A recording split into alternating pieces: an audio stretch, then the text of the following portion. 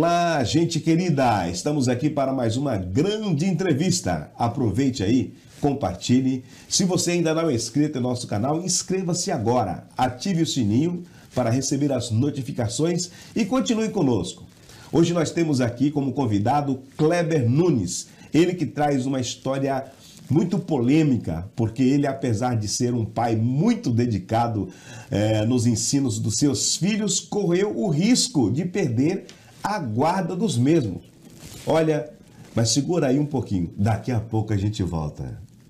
Fala galera, eu sou Juninho Afran e quero convidá-los a se inscreverem aqui no canal Osiel Dias Miami, do pastor, meu amigo, homem de Deus Osiel, e eu tenho certeza que você vai ser muito abençoado aqui. Olá, gente querida! Quero convidá-los a assistir a programação em nosso canal no YouTube, recheado de lindas canções, entrevistas e um pouco do que acontece aqui na América. Digite Osiel Dias Miami, inscreva-se em nosso canal, ative o sininho para receber as notificações e aguardem, porque vem muitas novidades por aí. Deus abençoe a todos vocês!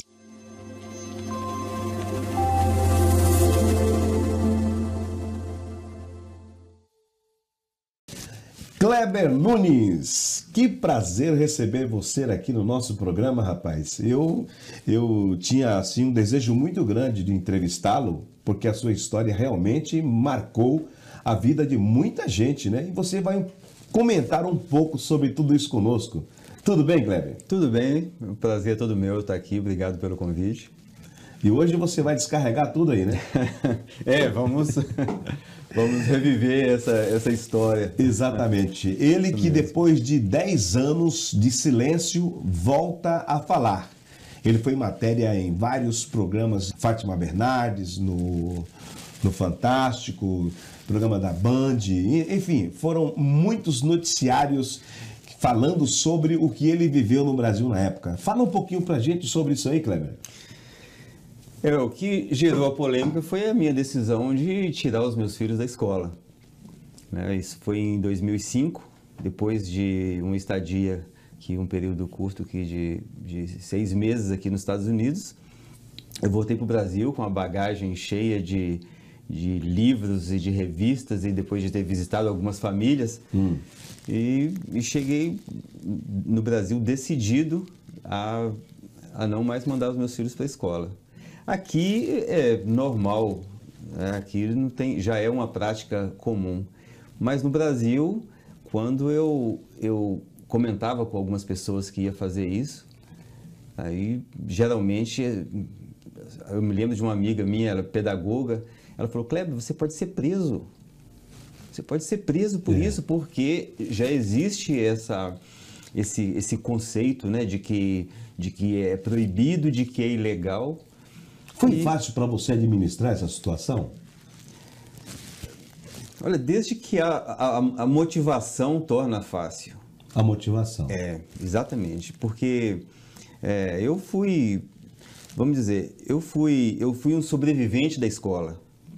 Sabe, eu passei pelo sistema de ensino e vi, assim, que para mim não foi bom, né? Eu percebi o que era aquele sistema de ensino e eu pensei, não, eu não quero isso para os meus filhos.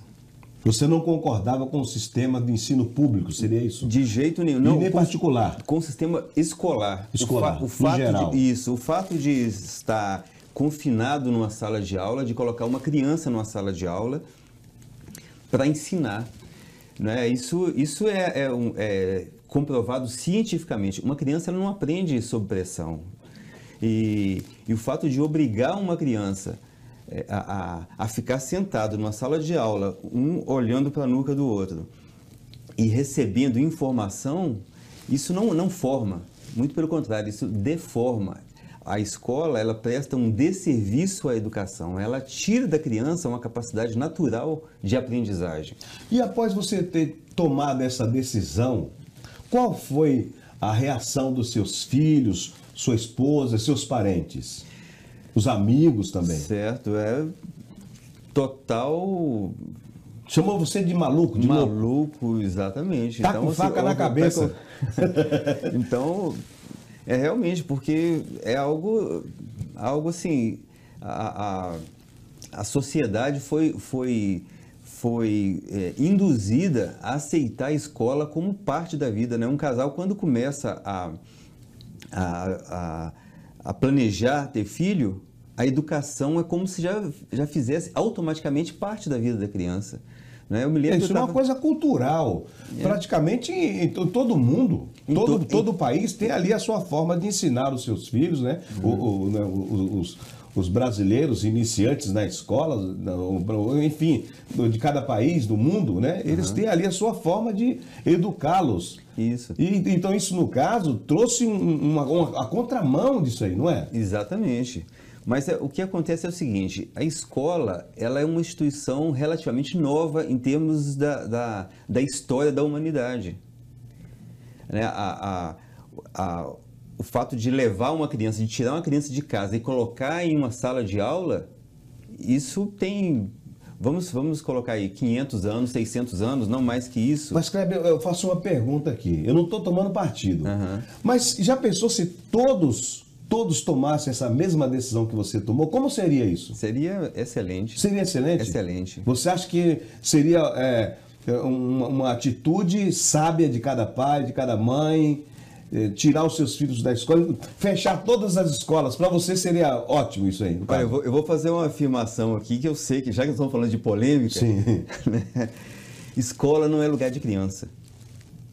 Escola, quem precisa de escola é o adulto. Quem precisa da informação é... porque é o seguinte, o que a criança, os elementos que uma criança precisa, primeiro, há um provérbio judaico que diz, primeiro dê raízes aos seus filhos e depois asas. Né? E a gente vê isso nitidamente até entre os animais. Né? Um animal, ele não solta o filhote assim sem que ele... Por exemplo, um pássaro, ele não solta um filhote sem que ele saiba voar. Mas uma pergunta. Você acredita que todos os pais têm condições de exercer essa função que você exerceu? Não existe pais que não têm a mínima possibilidade de exercer esse tipo de ensino? Você concorda comigo? Porque, por exemplo, só um exemplo. Os pais que são drogados, por exemplo, né? tem vício das drogas ou são vida errada, é parte do crime. E como seria essa situação para educar os filhos? Mas aí quem educaria eles? Entendi, mas aí nós estamos falando de duas espécies de pais. Entende? Duas espécies de pais, né? Os pais que são dedicados e que se preocupam com a educação dos filhos e os pais que negligenciam seus filhos. São dois extremos. Entendi. Que não precisa nem ser um bom observador para discernir um do outro. Aqueles que são que vão cuidar da educação e aqueles que vão deixar. Agora, aqueles que vão deixar, eles realmente não têm condição. É aí que entraria o Estado. Aí que entraria a escola. Aí que entraria uma instituição e algo para dar apoio a essas crianças e garantir o direito dessas crianças. Mas, na verdade, essa foi uma constatação minha ao longo do processo. Porque quando eu comentava que tiraria os meus filhos da escola, que as pessoas assustavam e falavam, Kleber, você vai ser preso, isso não pode, é proibido. Eu falava, mas por quê? Qual que eu não estou negligenciando a educação deles, muito pelo contrário. A minha intenção é exatamente, quer dizer, eu estou renunciando parte da minha atividade, eu estou tomando para mim uma responsabilidade e vou ser penalizado por isso, não faz o menor sentido. Entendi. Né? Vocês estão vendo aí uma polêmica, é uma entrevista muito polêmica. Eu sei que nesse momento, muita gente que está assistindo o programa, ele está dizendo eu não concordo, enquanto outros estão dizendo eu concordo. Mas olha, segura um pouquinho aqui, ó. Dê uma olhada aqui nessa matéria que foi exibida no Fantástico. Uma história curiosa e polêmica no interior de Minas Gerais. Um casal, apesar de super dedicado à família, corre o risco de perder a guarda dos filhos. Este aqui é o pai, Kleber. Esta é a mãe, Bernadette. e aqui estão os filhos. Isso é uma reunião de família? Não, é uma sala de aula. Essa iniciativa nós fizemos porque nós os amamos e decidimos assumir essa responsabilidade integral pela educação deles. Concluímos que nós podíamos fazer mais por eles do que o ensino que eles estavam recebendo na escola. Como professores, os pais ensinam português, inglês e hebraico aos filhos alunos. Os garotos são obrigados a estudar pelo menos 6 horas por dia.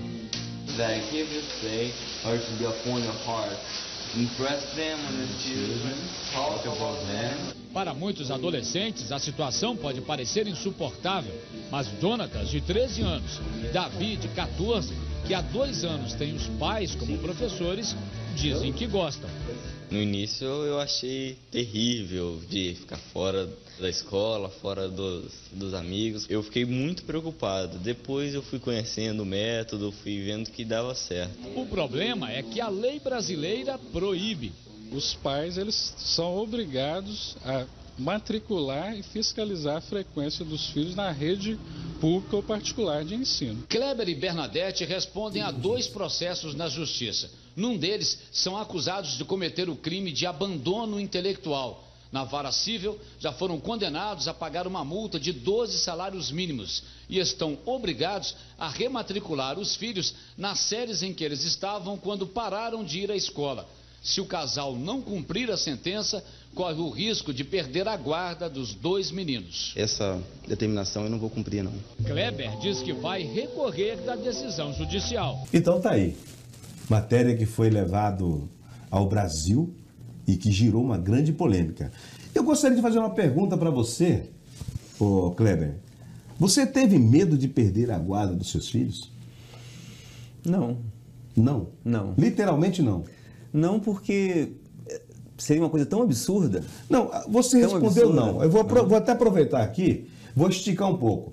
Como que você não teve medo se você veio para os Estados Unidos pedir asilo político porque você estava para perder a guarda dos seus filhos? Agora me explica por que você não teve medo. Tá. Eu não vim para os Estados Unidos porque eu tinha medo de perder a guarda dos filhos. Ah, tá. Porque o que aconteceu foi o seguinte, né? Todo esse processo de condenação, de perseguição judicial foi em relação ao Davi e Jonatas, os dois meninos.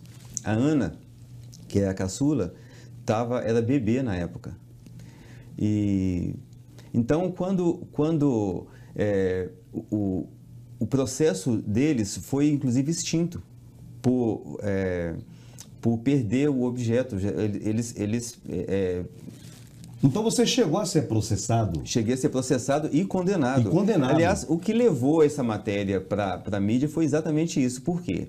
Você vê o título, a chamada do Fantástico, né? Os pais, apesar de super dedicado aos filhos, correm o risco de perder a guarda. Agora, em que circunstância seria aceitável que pais super dedicados poderiam correr o risco de perder a guarda dos filhos? E a gente vê aí algo muito sutil nessa matéria. Aliás, em todas as matérias, que na grande maioria das matérias, vamos dizer assim, sempre procurando demonstrar que, olha, cuidado, existe, ainda que você faça algo com uma boa intenção, mas há esse risco, que é o risco de perder a guarda. Mas isso é algo tão ilógico e tão absurdo, especialmente no Brasil, onde o sistema de ensino é completamente falido e ineficaz. E é isso comprovado por todos os índices nacionais e internacionais de avaliação. Ano após ano, o Brasil ele está entre os últimos lugares. Em decadência. Em decadência. Então, como pode, né, alguém, né, uma instituição que não consegue dar conta de prover o direito, né, que é um direito subjetivo, é um direito da criança de ser educada, pode impedir os pais que estão assumindo essa função, essa missão integralmente, sem depender do Estado? Então, Kleber, você tornou-se um militante nessa causa. Certo. Foi algo automático, porque a princípio, como houve a condenação, eu tive que, para me defender legalmente, porque a princípio, assim, naturalmente, eu sabia que seria injusto que eu fosse punido por algo desse tipo. Não precisa ser jurista e nem advogado, nem entender de direito para ter essa percepção. Mas eu tive que me aprofundar e na legislação, na Constituição, na Lei de Diretrizes Básicas da Educação, no Estatuto da Criança e do Adolescente, para entender esses meandros, para entender a legislação a respeito. E aí que eu cheguei à constatação de que nem sequer proibido os pais têm o total direito de decidir que tipo de educação dar aos seus filhos. Então, automaticamente, as pessoas passaram a me procurar e eu passei a dar um tipo de assistência para famílias que me procuravam para se defender dessa atuação do Estado contra o direito das famílias. Entendi. Gente, eu falei que a entrevista hoje era polêmica, não falei? Olha, aproveite e compartilhe aí, inscreva-se em nosso canal, tá certo? E ative o sininho para receber as notificações. Assim você vai estar informado de tudo que estará acontecendo conosco aqui, tá certo? Olha, segura aí, daqui a pouquinho a gente volta.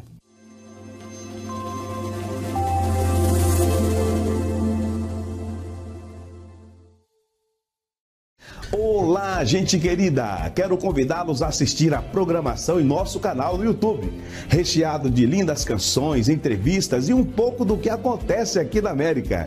Digite Osiel Dias Miami, inscreva-se em nosso canal, ative o sininho para receber as notificações e aguardem, porque vem muitas novidades por aí. Deus abençoe a todos vocês! Alô, galerinha! Um abraço a todos vocês aí, aqui é o Zé Carlos, ex-atleta do São Paulo e também da Seleção Brasileira. Pastor Osiel Dias. Grande Osiel Dias, como é que tá, meu querido? Vamos participar, se inscrever no grande trabalho que ele tem feito aí no YouTube. Vamos prestigiar. Já de antemão aqui, parabenizar, pastor, pelo grande trabalho que você tem feito aí, tá? Parabéns mesmo. E aí, galera, tamo junto aí, tá? Pastor Osiel Dias Miami. Se inscreva lá.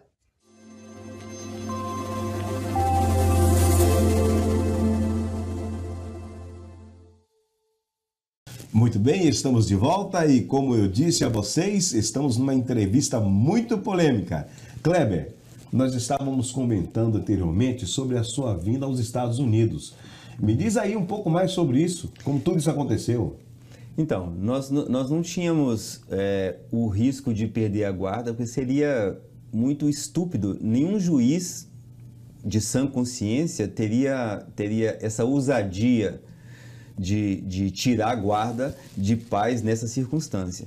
Acontece que 7 anos depois, nós recebemos a visita do Conselho Tutelar para averiguar a matrícula da Ana, que na época era um bebê de meses. Meses? Exatamente. Na época que o Davi e Jonas, que passamos pelo processo. Okay. Então, 7 anos depois, como ela já estava em idade escolar, nós percebemos que ia começar tudo novamente. E eu cansei de ser uma voz que clama no deserto. Por quê? Entendi. Porque parece que é algo tão arraigado na mente, no imaginário das pessoas, essa proibição e essa limitação. Sim. E que eu imaginei assim, uma luta que não vale a pena. Não vale a pena enfrentar novamente, porque naquela época eu poderia ter vindo para os Estados Unidos. Eu tive vários conselhos, pessoas, Kleber, por que você está aqui? Por que você vai para os Estados Unidos? Porque eu vinha regularmente aqui. Entendi. Sabe? Mas aí eu pensei, não, eu vou ficar aqui, eu não quero fugir dessa luta, não quero deixar isso assim, dessa forma, né? Porque é como se fosse uma afronta, né? Ter essa carga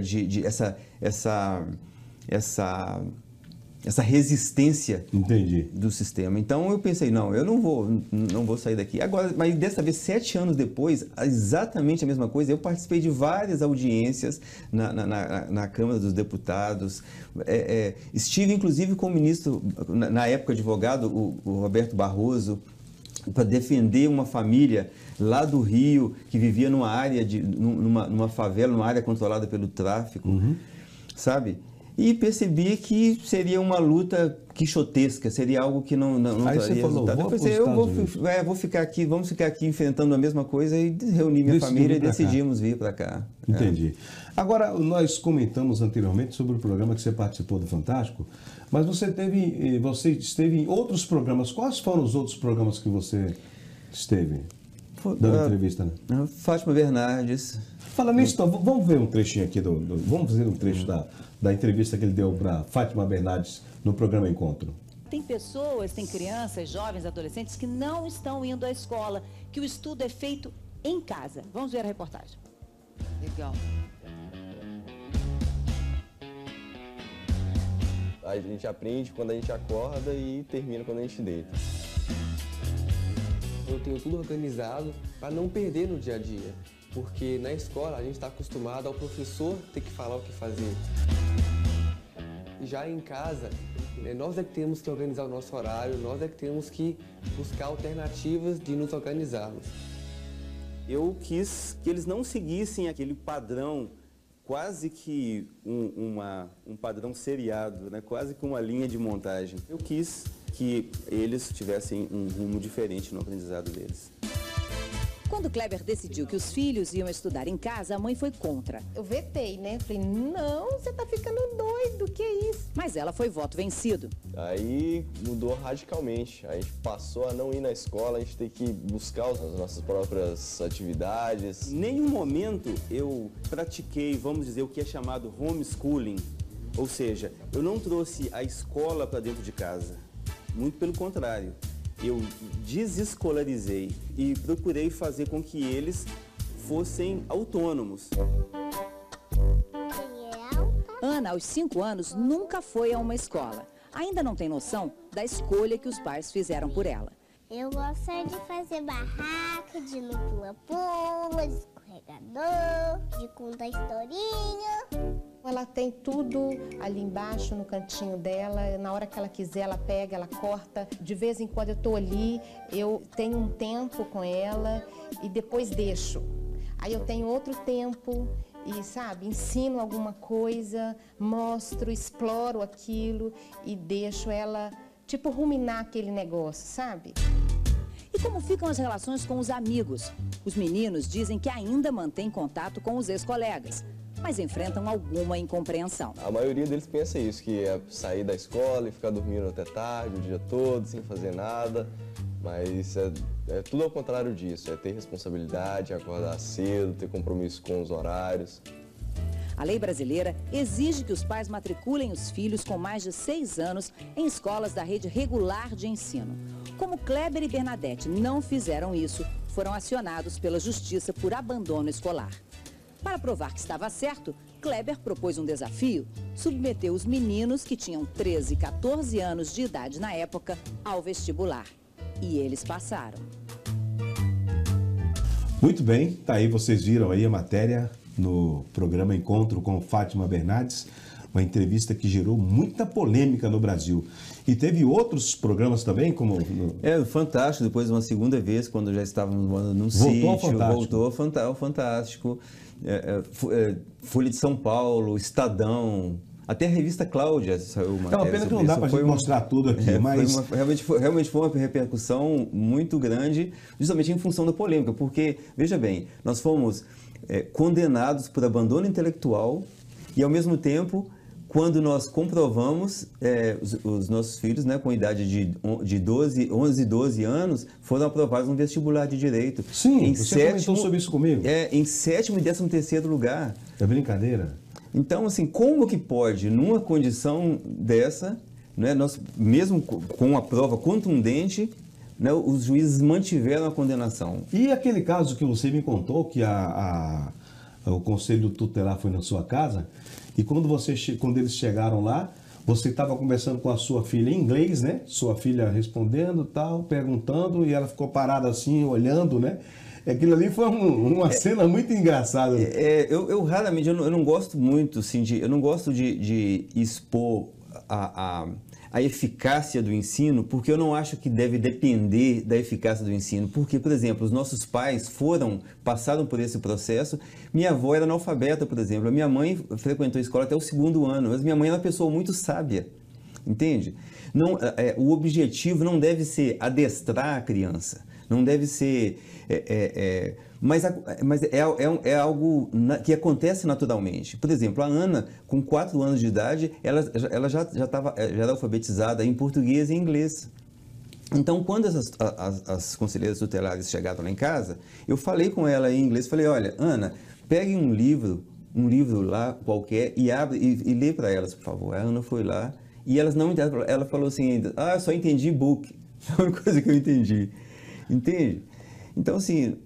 E esse ensino que você deu para ela, hoje está aqui valendo a pena nos Estados Unidos. Está aqui, ó.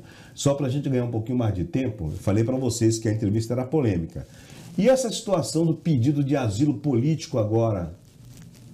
Eu comentei anteriormente, mas eu quero que você fale um pouco mais sobre isso aí. Você está no estado da Flórida e entrou com um pedido de asilo político exatamente por causa dessa situação que você viveu no Brasil, ao ponto de ser perseguido na criação dos seus filhos.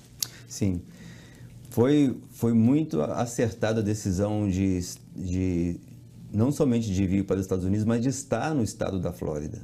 Especialmente agora, né, que vivemos uma situação peculiar, né, em relação à obrigatoriedade. Né? Nós vemos aí a obrigatoriedade de matrícula, obrigatoriedade de vacina, e aqui é um estado livre. Então foi aí que nós decidimos entrar com esse pedido de asilo, em função... Você quer dizer que o estado da Flórida é um estado favorável a liberdade, emitir uma autorização para você permanecer aqui nos Estados Unidos legalmente com pedido de asilo político? Seria isso? Na verdade, nós fizemos uma aplicação para o asilo. Ainda não tivemos um retorno, não tivemos ainda sequer uma audiência, o processo está tramitando. Entendi. Mas eu acredito, né, em pouco tempo você vai ter uma resposta, né? Acredito que em pouco tempo nós teremos uma resposta. Seja ela qual for, nós estamos dispostos a cumprir a determinação da legislação local. Gente, não é brinquedo não, é história bem picante, né? Porque existem muitas outras pessoas que estão vivendo a mesma situação que ele viveu. Ele passou a conhecer pessoas que educam os seus filhos também em casa e tornaram-se como uma comunidade. Sim. Não é verdade? Sim. Você até hoje no Brasil já existem milhares de famílias que estão passando, né, tomando essa mesma decisão e estão sofrendo os mesmos tipos de perseguição, estão sofrendo o mesmo tipo de pressão. Aliás, aqui nos Estados Unidos já há um projeto de lei para que haja uma legislação específica para acolher famílias que são chamados homeschoolers. Ah, entendi. E como é que estão os seus filhos hoje? Hoje eles são profissionais, são formados, né? Não têm diploma. Essa foi vamos dizer, esse foi um alvo, né, nosso, que eles pudessem estar preparados para ter seguir a carreira e a profissão que eles escolhessem. Se fosse algo que exigisse um diploma, eles estariam prontos para frequentar uma universidade. E aí sim, é por isso que eu disse, quando eu digo que escola não é lugar de criança, por quê? Porque essa preparação, ela é uma preparação para que quando a criança chega na fase realmente de absorver informação e de preparar para o mercado de trabalho, aí ele vai estar pronto e com a base e um fundamento para que ele seja bom em qualquer área do conhecimento que ele escolher. Ou seja, mesmo eles não tendo participado do ensino obrigatório do Brasil, eles estão preparados para enfrentar qualquer tipo de exames e passar em qualquer universidade do mundo. Você quer dizer isso? Exatamente. Isso é forte, hein? E já passou em terceiro lugar, você falou? Na faculdade de Direito, embora uma faculdade de Direito particular no Brasil, você sabe que o sistema de ensino é tão fraco que se o vestibular for um pouco mais difícil, ninguém passa. É brincadeira. Não é? Agora, né, o fato peculiar é que eles, com 11 e 12 anos, passaram um em sétimo e outro em 13º lugar. Ou seja, eles ficaram à frente daqueles que estavam egressos do ensino médio. E eles, sendo que o Davi tinha feito a 6ª série e o Jonas a 5ª. Entendi. A sua esposa, qual a posição dela exatamente hoje quanto a esse assunto?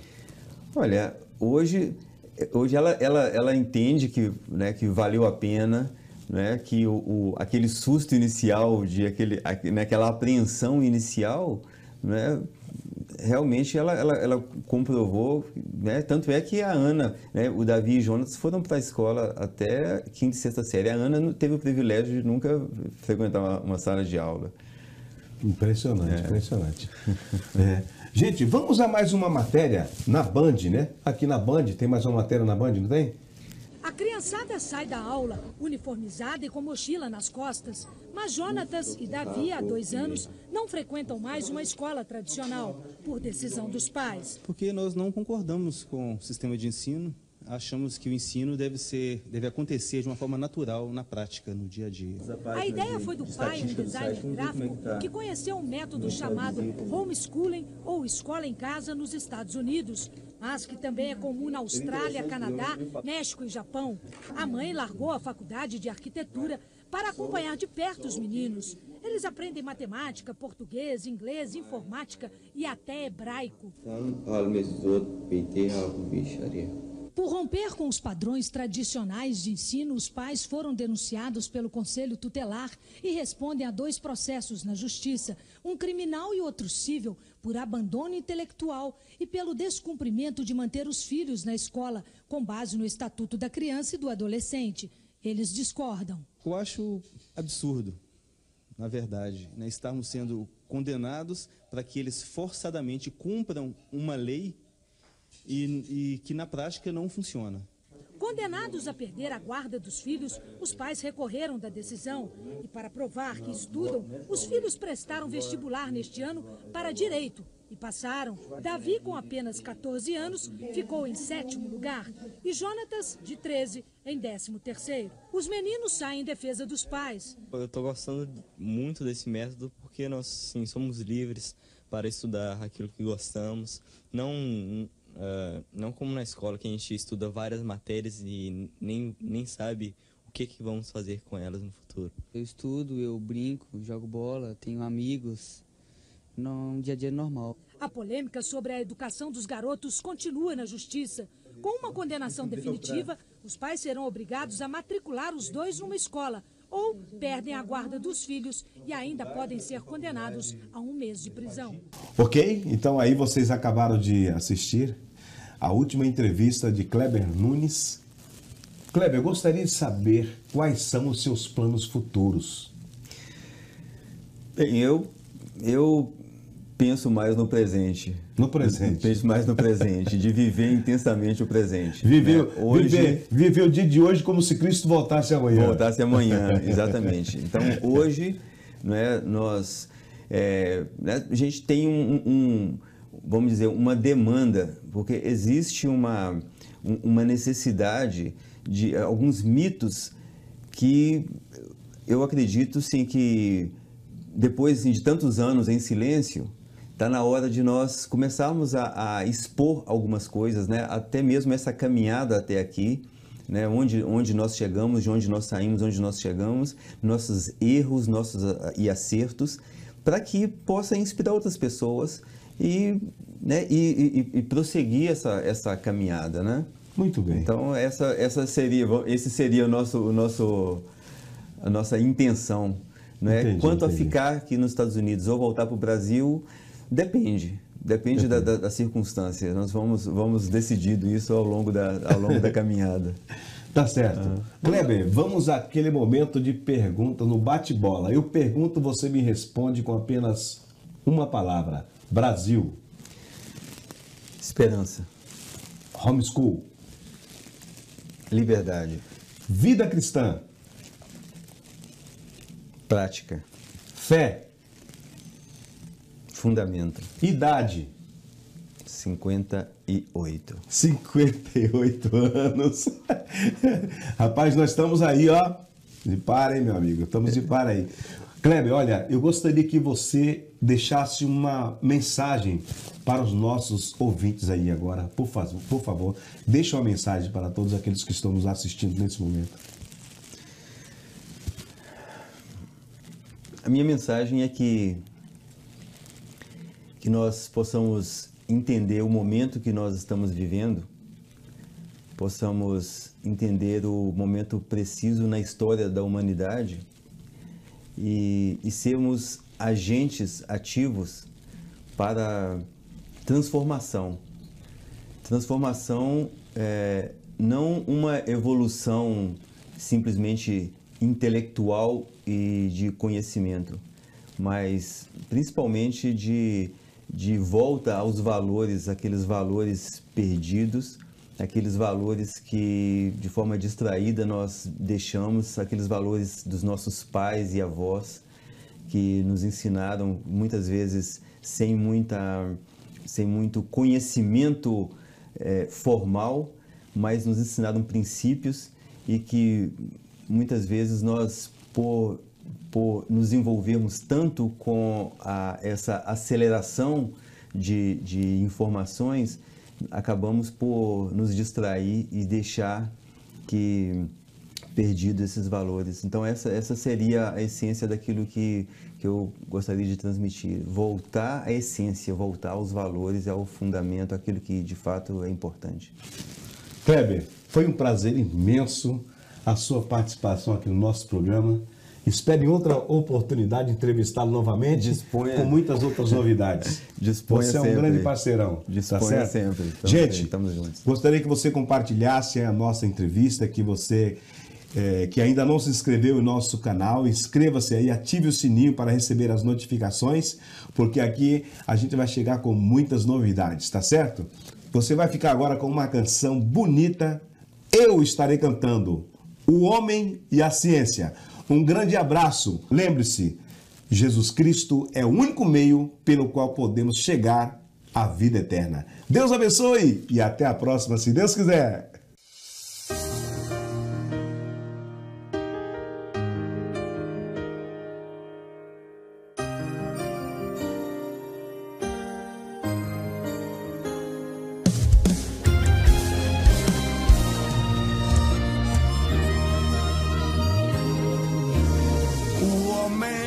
Aprofundando na ciência está.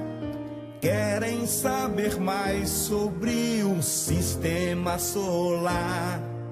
Criaram armas que podem até o mundo aniquilar. Já fizeram um foguete na lua pousar.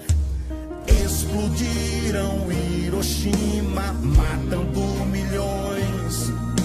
O homem segue semeando só destruições. Se existem guerras, fome e corrupções, a desunião entre as grandes nações. Já analisei os fatos, sim, eu refleti e cheguei à conclusão que Cristo está para vir. O grau de intelecto humano é para Deus comparado às loucuras dos atos seus. O momento é difícil e de muita aflição. Quantos já morreram sem mesmo aperto de mão? Não importa raça, credo e nem posição, pois Deus tem o controle na palma de sua sua mão. Ai dos governantes que traíram a nação, causando por ganância dor e morte à população. Tu que estás vivo, diga: sou um campeão. Venha comigo agora e cante esta canção. Já analisei os fatos, se eu refleti, e cheguei à conclusão que Cristo está pra vir. O grau de intelecto humano é pra Deus comparado às loucuras dos outros seus.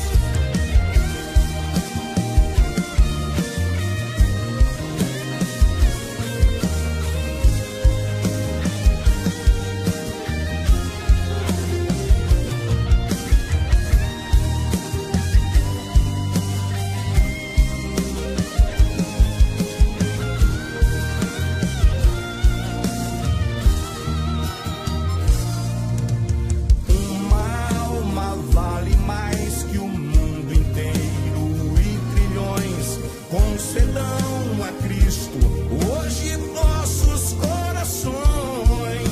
Nele habita a plenitude e a compaixão. Neste mundo hostil, sim, Cristo te dará a mão.